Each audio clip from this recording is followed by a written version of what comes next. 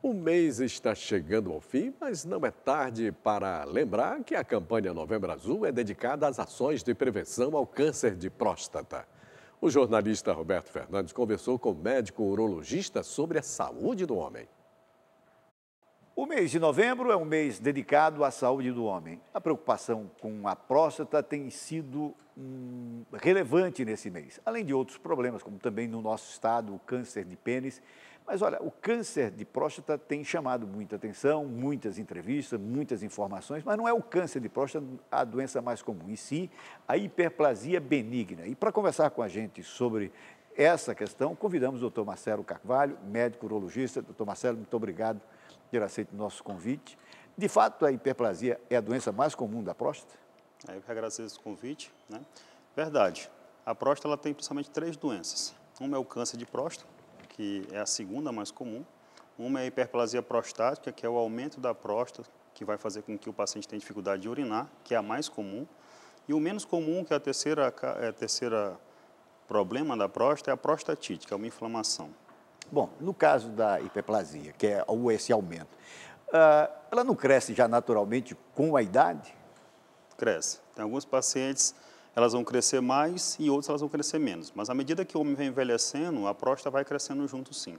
Só que desses que vão crescer, nem todos vão ter sintomas, né? Alguns vão ter mais sintomas e outros vão ter menos sintomas.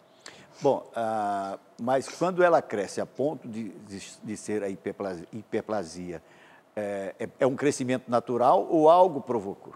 Isso vai variar, né? Quanto mais hormônio, mais ela vai crescer, né? Vai produzir mais PSA. Então, quanto história familiar também vai interferir nisso. Então, à medida que vai envelhecendo, alguns pacientes vão crescer a próstata mais e outros vão crescer menos, né? Então, são aqueles que vão crescer mais e vão ter necessidade, por exemplo, de tratamento com medicação, e outros não, vão crescer e não vão ter necessidade de tratamento porque vão estar urinando bem, tá? E aí esse tratamento é o quê? É raspagem? Não necessariamente. A princípio, quando a gente começa a avaliar o paciente, tem alguns indícios e sintomas que eles vão ter, né?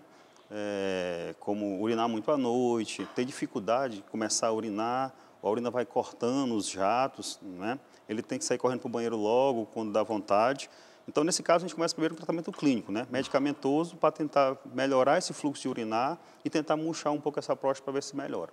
Então, via medicamento, se consegue, em alguns casos, resolver o problema. Na grande maioria dos casos, o tratamento com medicação consegue segurar. Quando o paciente faz o acompanhamento direitinho, vai no seu médico acompanhar e tomando a medicação, muitos desses pacientes conseguem postergar bastante a necessidade de precisar operar.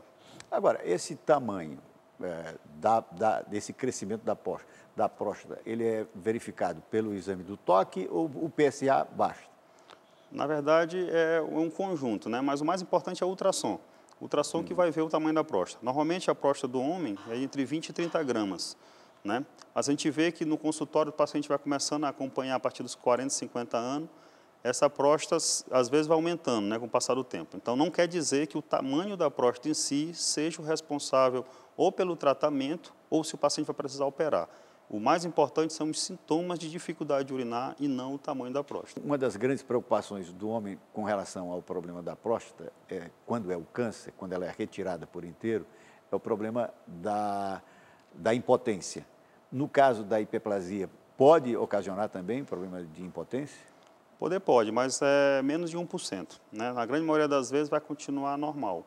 A não ser, depende como o paciente tiver com essa ereção antes da cirurgia, né? Então, sim, depois da cirurgia, ele vai continuar normalmente do mesmo jeito. Aliás, hoje, para tudo se resolve também, né? Tem saída.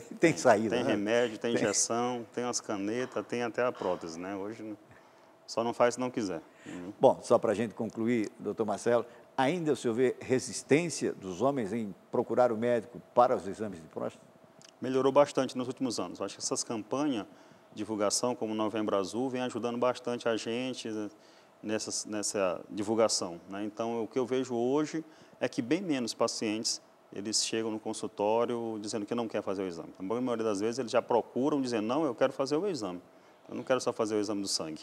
Né? Doutor Marcelo, muito obrigado. Foi um prazer recebê-lo aqui. Tá, obrigado. Eu que agradeço, estou à disposição.